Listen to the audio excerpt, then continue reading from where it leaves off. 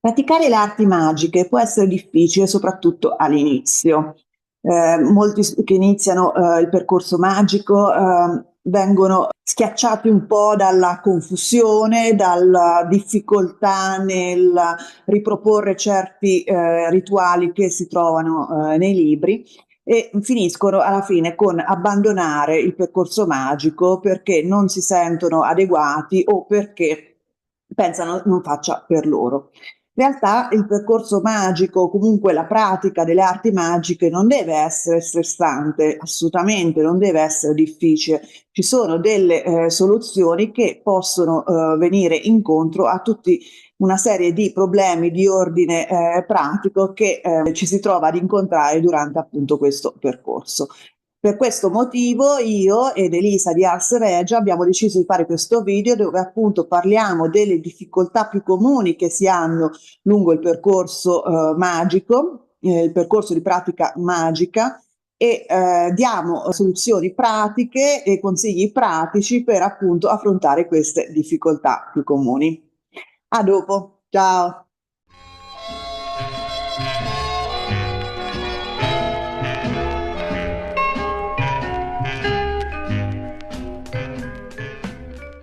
Ciao, ciao a tutti, benvenuti su Mintitaro. Sono felicissima di presentarvi Elisa di Ars Regia. Ciao Elisa, avrai modo di Ciao. presentarti con, più approfonditamente dopo, però intanto volevo dirvi che sono felice perché Elisa si occupa di magia da tanti anni e soprattutto la diffonde e condivide la propria esperienza in vari social, ha anche un canale YouTube. Per chi invece non mi conosce, io sono Minti di Mintitaro, sono una cartomante slash tarologa, coach di sviluppo intuitivo, ma pratico magia da alcuni anni e magia dei tarocchi soprattutto.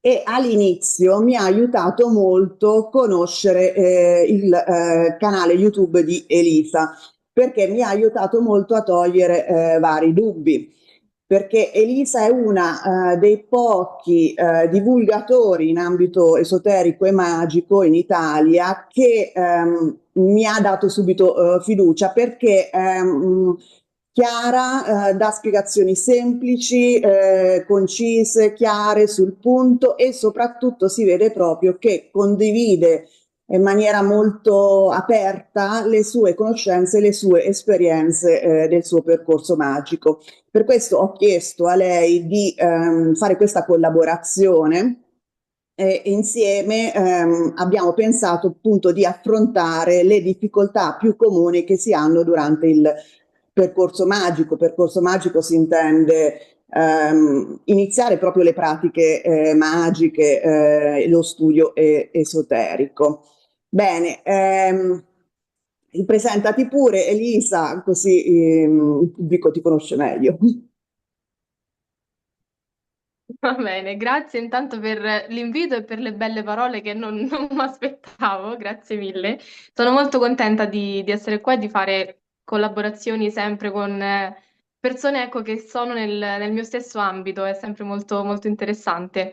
Allora, io sì, come hai detto tu, io mi chiamo Elisa e sono la fondatrice appunto di Ars Regia, da anni ormai faccio un po' di divulgazione sui social, parlando di magia, stregoneria, paganesimo, spiritualità un po', diciamo, principalmente per combattere la disinformazione e la tanta ignoranza che purtroppo ancora c'è al giorno d'oggi su questi argomenti, insomma. Cerco quindi di non far sentire i praticanti di magia che si affacciano a questo percorso soli o giudicati e cerco di aiutarli, insomma, come posso tramite consigli, condividendo appunto semplicemente la mia vita da strega e anche attraverso consulti di cartomanzia perché anch'io sono cartomante. Inoltre io vivo in Scozia, anche se sono di Roma, ma vivo in Scozia da 4 anni e sono, diciamo, molto legata alla cultura celtica e quella nordica. Infatti la Scozia è il perfetto mix, diciamo, anche se mi definisco sempre, insomma, una strega eclettica perché ho studiato tante tradizioni diverse che poi vedremo essere anche utile nel percorso, appunto. Quindi sicuramente spero che questo video vi sia utile sia ai neofiti, ma sia a chi anche già è addentrato appunto nella pratica. E questo. Benissimo, anche perché veramente voglio stressare che in Italia rispetto a l'America o anche l'Inghilterra, in generale, insomma, l'estero, c'è più l'abitudine di condividere le proprie conoscenze esoteriche, le proprie esperienze Sì, personali. In Italia c'è più un atteggiamento di sì, deve il tutto rimanere nascosto per qualsiasi tipo di iniziato e cose di questo tipo. sì, è vero, ma poi c'è una mentalità molto più chiusa, mentre qui si è molto più aperti, quindi uno può dire tranquillamente io sono pagano, pratico, quello che sia, a Roma, ma in Italia in generale, dici così, te piano o per matta o per satanista, o insomma, quindi ecco. È vero, è vero. Allora, dai, iniziamo intanto con il primo tema, che è quello secondo me più importante, o comunque quello che sia proprio all'inizio del percorso magico, no? Cioè, ovvero Sì, non sapere da dove iniziare il proprio percorso e in che direzione andare, appunto perché magari ci sono tante tradizioni e tante pratiche tra cui, esatto. con cui confrontarsi. Sì, sì, sì, esatto. Infatti la prima difficoltà è proprio, come hai detto tu, quella del non sapere da dove iniziare, quindi è una difficoltà che viene ancora prima, ecco, anche tu c'è la mascotte, che viene ancora prima di iniziare il percorso magico e che spesso ci frena un pochino e ci rende sicuramente più confusi e più lenti appunto nel cominciare, nel dire, oh, facciamolo, ok?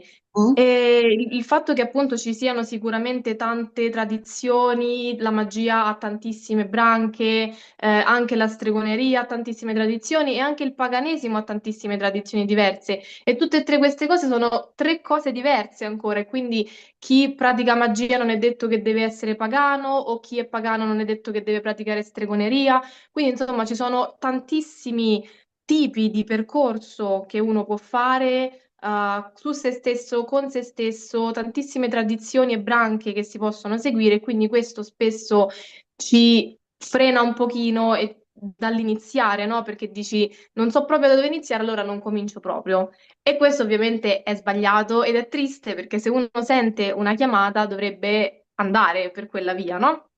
Diciamo che il consiglio primo proprio in assoluto che do quando uno non sa dove iniziare è proprio il sentire. Perché la magia sappiamo che ha molto a che fare con le nostre energie, con le nostre sensazioni, con la nostra intuizione. Quindi il sentire il libro, la tradizione, la cultura che richiama di più. Quindi dove mi sento più attratto, cosa mi richiama di più, cosa risuona di più dentro di me. Mi sento particolarmente, non so, per qualche motivo legata alla cultura, boh, celtica come me, per esempio, allora magari andrò a iniziare studiando la tradizione celtica, il paganesimo celtico, la magia appunto irlandese, scozzese, eccetera, eccetera, e mi andrò a informare. Stessa cosa se mi sento appartenente ad un'altra cultura o tradizione, insomma, io sono sicura che ognuno di noi che sente la spinta e la chiamata verso il percorso magico sente anche una sorta di appartenenza a qualcosa, ok? Che magari non ha vissuto magari in questa vita o comunque, ecco, sente sicuramente una chiamata, un interesse verso un qualcosa nello specifico. Quindi andate dove vi sentite, verso i libri che vi richiamano, verso le culture che vi richiamano, anche verso le persone che vi richiamano. Ci sono, per fortuna, siamo sempre di più adesso a parlarne di queste cose sui social e quindi anche sentire chi vi ispira di più appunto tra le persone che fanno divulgazione come noi, per esempio. Quindi questo sicuramente è buono. Poi un'altra cosa sul quale ci siamo trovati d'accordo anche l'altra volta è proprio il fatto di avere però intanto una base comune, cioè il fatto di comunque sì, ci sono tante tradizioni, sì, è difficile capire a quale siamo appartenenti, ma comunque ci sono delle cose che stanno un po' alla base della magia, cioè il lavoro su se stessi, il lavoro con le energie, il capire qual è lo scopo della magia, il capire quali sono le leggi universali, appunto il capire che cosa vuol dire lavorare con vibrazioni e frequenze. Ecco, queste sono cose che sono comuni e di base un po' a tutte le tradizioni perché è proprio la base della magia, se vogliamo, no? Quindi intanto il capire quello, il capire che la magia è una via di connessione con noi stessi, di lavoro su noi stessi, non è solo fare mettere due candeline, insomma, insieme e fare le streghette come Halloween, ma è proprio un lavoro su se stessi, una via che ci porta a innalzare le nostre frequenze e a diventare la miglior versione di noi stessi, se vogliamo, no? Quindi su questo tanti libri che possiamo consigliare sono anche i libri della Wicca, perché pur essendo una tradizione più nuova, comunque dà, secondo me, e appunto anche tu eri d'accordo, mi pare una buona base, no, del tutto, cioè dà, secondo me, un po' un'idea generale che se uno non sa bene da dove partire, leggere libri di tradizione Wicca potrebbe essere una buona idea. Poi ovviamente da lì uno poi si specializza e va in una cosa più specifica, magari, però ecco. Sì, perché ho visto che la Wicca in generale ha un buon mix di magia cerimoniale, nel senso una Sì, ritualistica con delle componenti abbastanza strutturate e allo stesso tempo il contatto con la natura e con le energie. sì. Mixa le due cose, quindi secondo me è una buona scuola all'inizio. Poi ovviamente bisogna ricordarsi che è una religione di per sé, quindi non è che per forza bisogna seguire la religione Wicca, però appunto siccome ci sono tanti libri scritti bene che si possono seguire appunto senza dover per forza essere iniziati, diciamo, alla Esatto. religione Wicca. Mm. Esatto, uno può prendere la parte più teorica e poi Mhm. man mano costruirsi la strada, che tra l'altro è anche un po' quello che ho fatto io personalmente. Uno Mm. dei primissimi libri che infatti volevo consigliare è stato Il Manuale della strega di Selene Silverwind, che è un libro di base Wicca, che però dà un po' proprio le basi di tutto e poi da lì ovviamente ho studiato tante altre tradizioni, mi sono specializzata di più e ho capito costruendola, percorrendola qual era la mia strada, insomma, passo passo, però effettivamente danno buone basi. Un altro libro che volevo consigliare solo è La porta del mago di Salvatore Brizzi, che non è Wicca, ma questa è proprio pura magia interiore, la chiamo, nel senso di la magia come lavoro su se stessi, quindi proprio migliorarsi attraverso la via della magia. Un libro che volevo consigliare anche io, sempre Wicca, però che è parecchio grande, però è molto completo, è La strega solitaria di Silver Ravenwolf. Guardate, insomma, questi tre libri perché secondo me sono tutti e tre molto validi. E poi volevo anche aggiungere una cosa sul fatto della cultura, no? Che è effettivamente un buon Mhm. consiglio quello di capire se uno è naturalmente, spontaneamente attratto da un tipo di cultura, tipo l'Egitto, allora magari Sì, approfondisce la magia egizia, oppure appunto la celtica, se uno è attratto dalla cultura celtica, oppure se è attratto come me dalla cultura araba, la magia araba, cose di questo tipo. Può essere uno spunto, perché sì, poi se uno crede nella reincarnazione potrebbero esserci dei legami comunque con le vite passate che vanno riscoperti. esatto, Sicuramente. assolutamente sì, Questo è sì, effettivamente molto valido. Quindi io direi, riassumendo, che se uno vuole avere una base teorica abbastanza ben strutturata, che dà uno, come dire, ehm, un panorama delle un'infarinatura tecniche. generale, sì. Esatto, io inizierei da libri Wicca per avere una infarinatura, diciamo, con una base teorica ben strutturata e poi comunque approfondire le culture e le tradizioni a cui siamo più spontaneamente attratti, no? Sì, Io direi di sì. sì, sì, sì, esatto.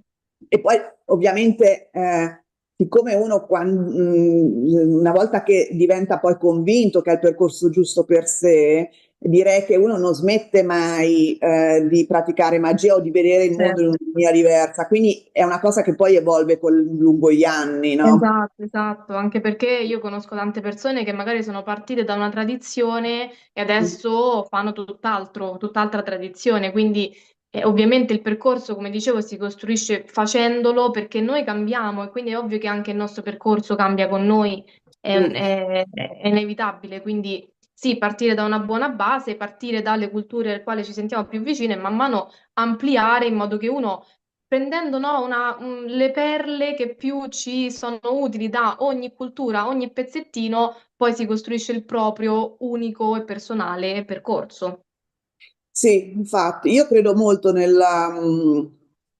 Infatti nell'eclettismo, no? Questa è un po' Mhm. a me piace molto anche il compenetrare varie culture insieme, quindi Sì. prendere il meglio o meno, quello che risuona di più a me, infatti. Esatto, esatto, sì, anch'io mi definisco eclettica. Poi non è che è l'unica via, uno può pure seguire una sola tradizione, però secondo me all'inizio avere un po' un assaggio, secondo me ti fa capire meglio anche dove ti senti poi più richiamato. Tipo, ho studiato questa cosa, non mi è tanto piaciuta, quest'altra invece sì, e quindi vado da quest'altra parte, giustamente. Esattamente, perfetto. Poi l'altro tema di cui vogliamo parlare è cosa fare o perché non si riescono a ottenere i risultati dai vari rituali incantesimi. E questo è un tema a cui io tengo particolarmente perché spesso si inizia un percorso magico perché si vogliono ottenere dei risultati pratici, no? Uno dice, ah, voglio fare un incantesimo, voglio cambiare la mia vita, ottenere non so che, no?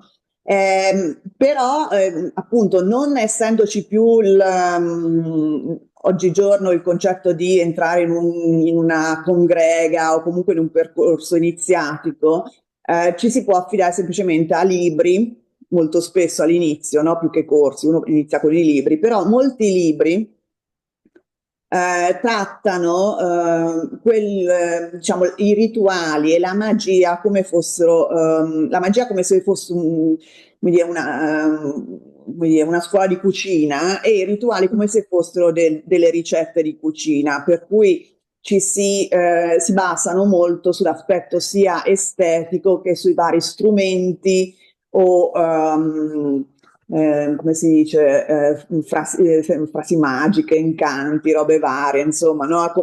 Si ha così l'idea per cui serve quel particolare strumento, serve quel particolare processo, no? Metto questa erba, questo frutto, questo quell'altro, dico quelle parole e poi dovrebbe funzionare.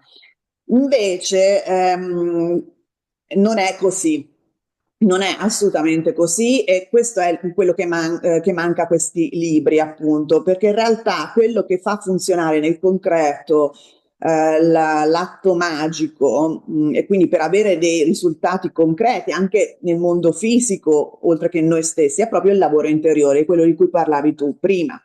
Cioè, lavoro Sì. interiore vuol dire trasformarsi come anche persona, divenire più concentrati, riuscire a gestire le proprie emozioni, saper utilizzare stati di coscienza alterati, ovvero entrare in onda alfa, in onda teta, insomma, in una specie di leggero stato meditativo. Insomma, sviluppare tutta una serie di capacità che innanzitutto ci aiutano come persona, che però sono anche fondamentali durante proprio il rituale magico, perché durante il rituale magico bisogna saper essere concentrati, bisogna saper accedere alle dimensioni sottili per poter sentire l'energia, manipolarla in modo da ottenere dei risultati pratici. Quindi perché non funzionano spesso i rituali che trovate in questo tipo di libri? Perché non vi parlano di questo, cioè dello sviluppo, non vi danno degli esercizi per sviluppare una serie di capacità che sono poi fondamentali perché si ottengono dei risultati concreti, veritieri dall'atto magico. Io ho fatto un elenco, non so se tu ne vuoi aggiungere alcune, ma fondamentale saper percepire e manipolare l'energia, che è quella una specie di fluido che compenetra un po' tutto, di cui noi siamo parte, che vibra, quindi bisogna saperlo percepire, bisogna saperlo manipolare, dirigerlo verso il risultato voluto, la capacità di concentrarsi durante l'atto magico, perché soprattutto nei nostri giorni, col fatto che noi stiamo sempre sui social, abbiamo attenzione che dura 2 secondi, Esatto. la capacità di visualizzare anche l'energia che manipoliamo, per esempio, la capacità di entrare appunto in onda alfa, cioè di andare in una specie di stato meditativo e riuscire a gestire le proprie emozioni per canalizzarle durante l'atto magico e non esserne influenzati fuori dall'atto magico fondamentalmente. Sì. Non, Esatto. s- non so se te Sì, ne sì, vengono sì. in mente altre, a me subito più o meno ho fatto questo elenco. E Beh, quindi sicuramente sì, sono d'accordo con queste. Una cosa importante che posso aggiungere è proprio l'intenzione, ah, cioè che l'intenzione deve essere la chiave, cioè deve essere chiara la nostra volontà, il cosa vogliamo raggiungere e il riuscire a ricreare quella vibrazione, quella sensazione dentro di noi per, come hai detto tu, poi manipolarla, direzionarla verso il rituale, perché un conto è accendere una candela, fare un disegno e basta. Tu a quel punto avrai acceso una candela e fatto un disegno. Se tu accendi una candela con la giusta intenzione e fai il disegno con una certa intenzione, con un certo motivo, con una certa gestualità, insomma, un certo tutto, allora lì stai facendo un rituale che avrà effettivamente successo. fatti. E questo vuol dire anche aver chiaro in mente quello che si vuole ottenere nella vita, oltre che durante il Esatto. rituale, quindi avere proprio evitare confusione mentale. Quindi sì, sicuramente. Sì.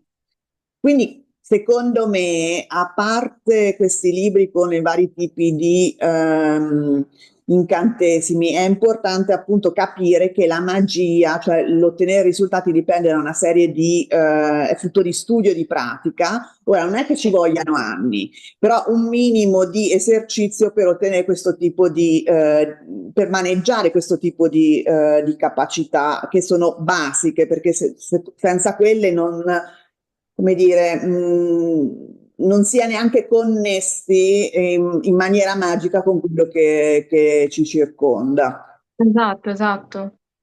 No, ma Ehm, infatti, ecco, tanti come hai detto tu, la cosa della ricetta è vero, cioè uno segue la lettera pensando che il rituale sia una cosa meccanica. In realtà non è meccanico questo uguale questo, se non c'è dentro un lavoro, una capacità, appunto, come hai detto tu, di gestire, di insomma lavorare con le energie, non succederà ovviamente nulla.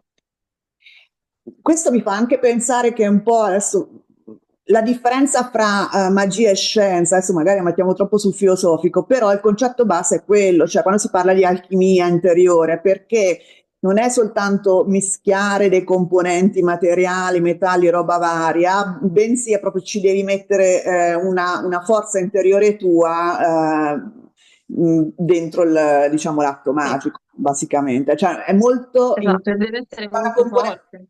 esatto, c'è una componente interiore che deve essere inclusa, c'è poco da fare e questa va esercitata. Assolutamente. Assolutamente, è vero, per questo vanno fatte secondo me di pari passo le due cose, la parte pratica, diciamo, dell'agire con i rituali, ma anche il lavoro interiore, appunto, personale. Infatti. Quindi io suggerirei di esercitarsi tipo a meditare per almeno 10 minuti al giorno, ci sono vari tipi di meditazione. Questo è cioè, poi uno può fissare una candela, può meditare guardando una carta dei tarocchi, può recitare un mantra. Ognuno ha il suo tipo di meditazione, diciamo, con cui si trova meglio, però serve appunto a mantenere il focus, a mantenere sotto controllo le proprie emozioni, a riuscire a gestire, ad entrare verso le dimensioni, diciamo, più sottili. Esercitare la visualizzazione, per esempio, potrebbe essere attraverso la lettura di libri con molte descrizioni, che Mm, so, azioni, personaggi che agiscono, che entrano in alcune case, in alcuni ambienti, perché uno si esercita a visualizzare nella mente il tipo di mhm. ambientazione, il tipo di azione, e poi esercizi per gestire, per manipolare, sentire l'energia. Per esempio, io ho una base di Reiki, ma ci sono altri tipi di tradizioni che possono andare benissimo. Certo, certo. Mm. E questi sono tutti esercizi, come per esempio anche quella di focalizzarsi, della magia, eccetera, che permettono di combinare insieme sia la parte sinistra che la parte destra del cervello. Perché entrambi sono molto utili durante proprio l'atto magico. E poi un ultimo consiglio che mi tengo a dare è appunto di leggere diciamo, la ricetta del rituale nel libro e personalizzarla, perché Mhm. non servono particolari erbe a tutti i costi per ottenere quel risultato. usate quello che avete in casa e quello che vi ispira di più in quel momento, cioè cercate un attimo di, oltretutto, di utilizzare un po' l'approccio intuitivo durante ehm, la costruzione dell'incantesimo. Anche per questo vi permette di, come dire, personalizzando l'incantesimo, vi permette di iniziare a capire anche il processo di costruzione di un incantesimo, perché usano Sì, quella erba, perché usano quella pietra, perché usano quelle parole, insomma, cercare di capire come funziona il tutto. sì, Mm? sì, sì.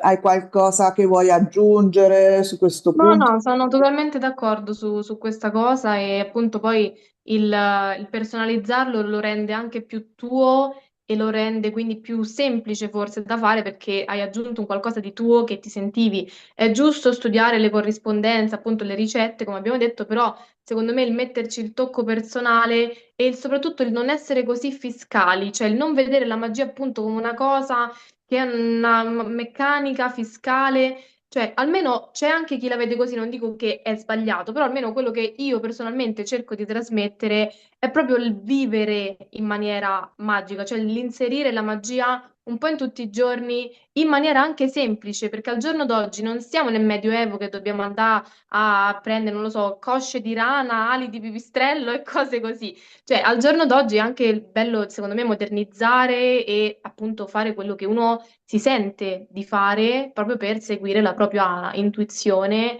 e il proprio essere, ecco, proprio perché anche la magia è una sorta di arte che esprime un po' il nostro essere, quindi è giusto che sia così, secondo me. Sì, sì, sì, infatti. Poi anche perché così introduco anche il terzo tema, è Sì, anche essere, diciamo, un percorso magico ti permette anche di entrare in contatto con gli spiriti della natura, no? C'è comunque una visione un po' animistica del tutto, però Mhm. appunto la difficoltà che si ha spesso è quello di non riuscire a comunicare appunto con questi spiriti, poi ce Sì. ne sono vari, adesso ce ne parli un attimo. Esatto, esatto, sì, sì, infatti il terzo punto che volevamo analizzare è proprio la difficoltà che si trova spesso a comunicare con gli spiriti o comunque ad entrare in contatto con energie, entità più elevate. Ovviamente il mago lavora con entità di questo tipo, con gli spiriti, non è che per forza dobbiamo tutti essere medium, sensitivi e contattare nel senso di parlare proprio con gli spiriti, però comunque un minimo, ovviamente, di percezione, di sensitività e sensibilità alle energie e agli spiriti, alle entità, alle divinità, se uno è pagano, ovviamente si deve avere, giustamente, cioè fa parte del pacchetto, no? Quindi sicuramente, ecco, come abbiamo detto, ci sono tantissimi tipi di spiriti. Spiriti non si intende solo i defunti, potrebbe essere anche quello, infatti secondo me è importantissimo il culto degli antenati, quindi il poter contattarli, il poter omaggiarli, i propri antenati per capire anche un po' da dove veniamo, per ringraziarli, insomma, sempre perché se loro ovviamente non ci fossero stati, noi non saremmo qui. Però ecco, non si intende solo spiriti di defunti, ma o i fantasmi, come appunto la maggior parte della gente li chiama, ma per spiriti si intende anche, ecco, come hai detto tu, gli spiriti della natura, spiriti guida, tantissimo, ognuno ha degli spiriti guida al quale è legato e anche se noi non lo sappiamo, o non ne siamo coscienti, però è così e gli spiriti guida possono insegnarci tantissimo, sono lì per noi, per proteggerci, per guidarci e darci appunto segni, intuizioni, eccetera, proprio sul nostro percorso. Poi ovviamente ci sono anche le divinità per chi è pagano, per chi pratica effettivamente un culto anche religioso, insomma, l'aspetto più religioso, ecco, di questo percorso e appunto magari uno può credere non so, se uno segue magari per esempio il culto celtico, crederà nelle divinità celtiche, se uno segue, non lo so, culto africano, crederà in divinità africane, eccetera, insomma, no? Però ecco, anche quelle sono entità, cioè sono entità con le quali appunto si può lavorare, si può comunicare, eccetera. E in generale questo tipo di lavoro con spiriti ed entità aiuta comunque ad affinare, appunto, come dicevo, la nostra sensibilità, la nostra sensitività e la capacità di entrare in contatto con le energie, appunto, come hai detto tu, anche che è cosa fondamentalissima in ogni rituale, l'entrare in contatto con le energie del luogo, con gli spiriti del luogo, il sapere, ecco, come entrarci in connessione. Non è, ovviamente, questo ci tengo a dirlo, non è obbligatorio, ripeto, fare sedute spiritiche o parlare appunto con i defunti o con le divinità. Uno può essere anche non pagano, può non avere un culto degli antenati, però ovviamente l'affinare la sensibilità è d'obbligo, altrimenti non riusciamo nemmeno a percepire le energie che ci stanno intorno, giustamente. E, e quindi sì, sicuramente il come contattarli, cioè il come entrarci un pochino in contatto. Ci sono tantissimi modi, penso che ho fatto miliardi di video su questo argomento perché ci sono veramente tanti modi di entrare in connessione con qualsiasi tipo di entità e spirito. Mhm. Um, una che ovviamente io utilizzo tanto e penso anche tu è la divinazione, perché ovviamente essendo cartomanti si può usare, e quindi Certe divinazione con... chiacchierate. Esatto, esatto, certe chiacchiere, ha voglia. Quindi divinazione con qualsiasi strumento divinatorio, che sia tarocchi, che sia oracolo, che sia il pendolo. Io per esempio utilizzo moltissimo il pendolo per comunicare con gli spiriti, più che i tarocchi, molto di più che i tarocchi. Ma anche appunto lo specchio nero, per esempio, o qualsiasi forma di divinazione attraverso la candela, attraverso l'acqua, qualsiasi forma di divinazione, voi potete cercare di entrare in contatto, di aprire, come dico sempre, un po' il canale da qui, aprirlo e cercare di ricevere i messaggi appunto che magari volete ricevere, segni, intuizioni, eccetera. E ovviamente la pratica con cui contattiamo lo spirito dipende anche dal tipo di spirito, perché ovviamente, per esempio, io se devo contattare i miei antenati ho un altare dedicato e magari accendo sempre la stessa candela con il quale appunto contatto loro e magari determinati strumenti che uso per contattare gli antenati non li uso per contattare per esempio le divinità, quindi dipende anche un po' dal tipo di spirito e lì ovviamente anche a sentire, sempre come dicevamo prima, cosa ci ispira di più fare per quel tipo di spirito piuttosto che per quell'altro.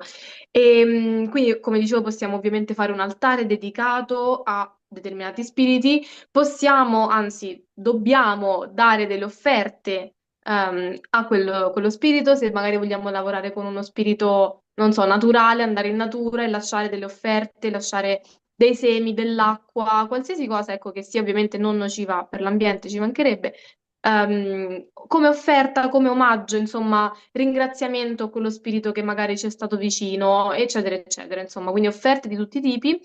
E poi, altro modo di contattare gli spiriti in generale è le meditazioni.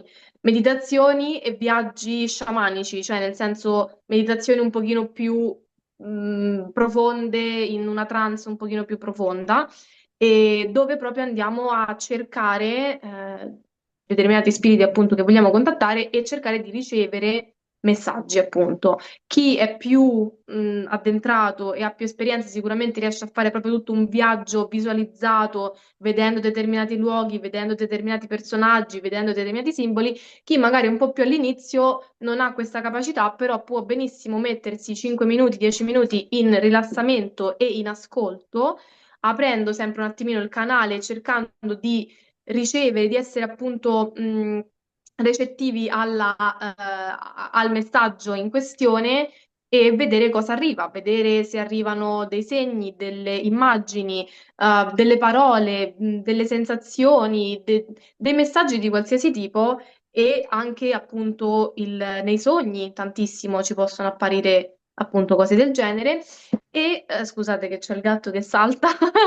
E appunto nei sogni, insomma, e soprattutto anche chiedere dei segni specifici, quindi cercare di avere in mente intanto chi vuoi contattare e dopodiché dire per favore ti chiedo questo segno oppure ti chiedo un segno e vedere cosa succede, vedere se ci appare in sogno qualcosa, vedere se facciamo una meditazione e ci appare qualcosa, vedere se andiamo a fare una passeggiata in natura e magari ci passa davanti qualcosa che ci colpisce, eccetera. Ovviamente qua l'ultima cosa che dico è il disclaimer che volevamo assolutamente fare per questa cosa è ora non vuol dire che allora tutto è un segno divino perché lì diventi pure paranoico, insomma, quindi non è che ogni oggetto, ogni piuma o foglia che ci passa O davanti palline. allora è ecco, ecco, quindi sempre con criterio se abbiamo fatto una meditazione o abbiamo fatto una richiesta di contatto appunto con uno spirito e subito dopo ci accade qualcosa, allora certo, ma se noi stiamo spensierati, stiamo pensando a che fare per cena e ci passa una foglia davanti, non è che per forza quello è un segno, ecco, quindi sempre con criterio, questo sì. Sì. Anche perché se però appunto si ha un po' la tendenza a vedere segni dappertutto, io consiglio di chiedere durante lo stato meditativo un segno specifico, per dire Sì, una bicicletta viola. Se va sì, bene sì, questo sì, percorso che sto facendo, mandami una bicicletta viola. E, cioè qualcosa di non particolarmente usuale, magari molto sì, sì, specifico. sì. Dopodiché allora è solo quel tipo di segno che può dare una risposta significativa. E poi volevo anche dire che all'inizio, se uno ha difficoltà a ricevere messaggi durante, diciamo, questa specie di canalizzazione, no, di tipo sciamanico, non importa, intanto l'importante è che voi comunichiate Sì. all'entità, che loro ascoltano e poi appunto magari troverete un segno più avanti, non è che per forza deve essere immediata la ricezione della risposta, ecco. Sì, sì, sì. In qualche modo si fanno sentire, si fanno capire. Intanto noi cerchiamo di contattare, di mettere lì. Intanto io te lo dico, poi quando magari con l'allenamento e tutto diventa un pochino più sensibile, sicuramente riceverò risposte, insomma. Esatto, e poi per quanto riguarda i vari tipi di spiriti, per esempio c'è chi ha anche un piccolo altare per gli spiritelli della casa, Sì, soprattutto in Inghilterra so che c'è una grande tradizione su questo, i brownie, no? Ci sono degli sì, sì, spiritelli che sì, vanno in giro, per cui uno pulisce casa perché loro sono contenti, lasciano sì, è dell'acqua, vero. che tu lo fai, Molto hai bella questa iniziato cosa. oppure... Sì, sì. eh. C'è anche molta, diciamo, cultura sul piccolo popolo in generale, quindi proprio la parte più folcloristica. Infatti qui se vai nei boschi spesso vedi anche delle fatte dai bambini delle casette di legno che c'è scritto casette delle fate e cose così, perché c'è molto rispetto per tutte le creature, tutti gli spiriti del luogo e in generale, proprio in assoluto. Quindi questa è una cosa molto bella, sì. Ce l'hanno in comune col Giappone. Io sono stato in Giappone di recente, a me piace Sì, molto questa cultura che hanno shintoista, che vedono spirito sì, dappertutto. molto bello. Bellissima, sì, sì. E quindi anche questo può essere utile da inglobare nella nostra quotidianità, appunto, perché ci Sì, permette di essere connessi più con la parte magica di tutta la realtà che ci circonda. sì, esatto. Mm. E appunto, infatti, l'ultimo argomento di cui volevamo discutere è appunto come portare avanti la pratica magica nei momenti di bassa energia. Allora, qui voglio dire due cose, perché ci sono due casi basicamente nel concetto di bassa energia, o nel senso che c'è un calo di energia proprio durante dopo un particolare rituale o un incantesimo, oppure proprio non si ha energia in generale, diciamo soprattutto nel lungo Mhm. periodo. All'inizio magari si inizia entusiasti, poi gli impegni della quotidianità ci tolgono tempo alla nostra pratica magica. Allora, nel primo caso voglio suggerire, può capitare che uno fa diciamo un incantesimo dove appunto noi dobbiamo utilizzare il nostro potere personale, no? Quindi insomma la nostra forza interiore, no? E quindi un forte stato di concentrazione, eccetera, che poi alla fine magari rimaniamo senza energia. In questo caso io consiglio innanzitutto di fare una pratica di grounding, si dice radicamento, nel senso che si può iniziare facendo una meditazione dove si visualizzano le radici uscire dal nostro corpo, entrare nel centro della terra, prendere l'energia della madre terra che tanto non si offende e utilizzare quella durante il rituale invece che il nostro potere personale, oppure comunque in generale è bene camminare nella natura perché appunto la natura in generale, il mondo vegetale ci dà molto, come dire, ci aiuta a rimanere coi piedi per terra, come dire, ricalibrare le nostre emozioni e ci dà energia in generale. E poi un altro consiglio che mi sento di dare è riuscire a utilizzare delle tecniche che ci permettono di non usare la propria energia, quindi magari seguire cicli lunari per dare più energia all'incantesimo, oppure un particolare pianeta per appunto dare energia all'incantesimo, usare delle erbe, eccetera. Insomma, su tutti elementi che permettono di dare più potere, diciamo, all'incantesimo senza dover spostarci eccessivamente durante l'incantesimo stesso. Più importante, secondo me, è il secondo punto, cioè il secondo caso, cosa fare nel lungo periodo, no? Perché uno inizia in maniera entusiasta, poi alla fine non ha tempo, non ha energia da dedicare appunto alla pratica magica. Magari sia in un periodo, anche proprio fisicamente, sia all'influenza, oppure sia in un periodo stressante al lavoro, eccetera. Allora, innanzitutto voglio chiarire che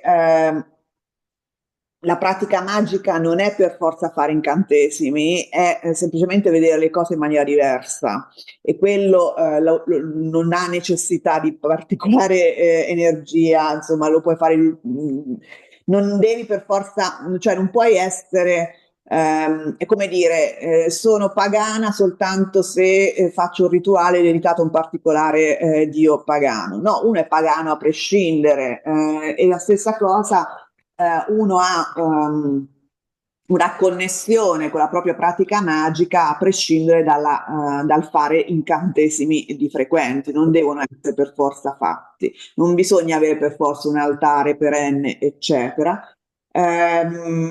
L'importante è, cioè basta anche leggere un libro di esoterismo, basta anche approfondire proprio la lettura di un particolare ambito esoterico, basta notare la differenza delle energie al cambio di stagione, al cambio delle fasi lunari, cioè avere appunto coltivare una percezione diversa di ciò che ci circonda, della realtà che ci circonda. E poi però, volendo essere più pratici, io darei tre suggerimenti. Uno, si può nella pratica caricare di energia degli strumenti in precedenza, cioè noi vogliamo fare un particolare rituale, eccetera, e non abbiamo la forza perché siamo malati o perché che altro, magari caricate quando state bene degli strumenti, magari li caricate all'energia della luna, eccetera, eccetera, quindi non avete diciamo, delegate alla Luna, diciamo, il concetto del caricamento di energia in particolari strumenti e questo appunto vi permette di praticare magia anche quando appunto non ne avete particolare voglia, oppure potete semplicemente lavorare sul piano astrale, cioè con la vostra visualizzazione, quindi non dovete assolutamente muovere il corpo in nessun modo, quindi questo va benissimo anche per chi è diversamente abile, nel senso che magari ha dei problemi di motori o che altro, quindi si possono fare incantesimi anche soltanto con la visualizzazione. Visualizzate voi stessi davanti a un altare, che utilizzate particolari strumenti, particolari erbe, date la vostra intenzione a quello che state facendo, cioè immaginate tutto quello che fareste dal vivo, cioè in ambito fisico, però semplicemente nella vostra mente. Necessita energia anche quello, però almeno non siete, diciamo, potete farlo anche se state a letto col raffreddore, per dire. E, e poi appunto improvvisate, cioè fate necessità virtù. Se in quel momento non avete un particolare strumento, una particolare ingrediente, appunto non sono quelli le cose importanti, bensì usate quello che avete in casa, quindi improvvisate, non dovete andare a correre a comprare chissà che perché altrimenti no, questo toglie tempo alla pratica, quindi se uno ha poco tempo in generale direi di in generale di organizzarsi in un momento in cui uno ha un pomeriggio libero e quindi organizzare tutto in quel pomeriggio e poi appunto evitare di pensare che si necessitano particolari piante, strumenti, ingredienti, eccetera, perché la pratica possa anche solo divinatoria, anche pratica appunto teurgica, cioè nel senso rituale per un particolare spirito. Non credo che a loro alla fine interessi più di tanto quello che offrite quanto l'intenzione, ecco, in definitiva. Quindi io non vi consiglio di iniziare a correre a destra manca a cercare un particolare ingrediente, un particolare strumento. Non è assolutamente necessario. Non so se tu vuoi aggiungere qualcosa su questo punto.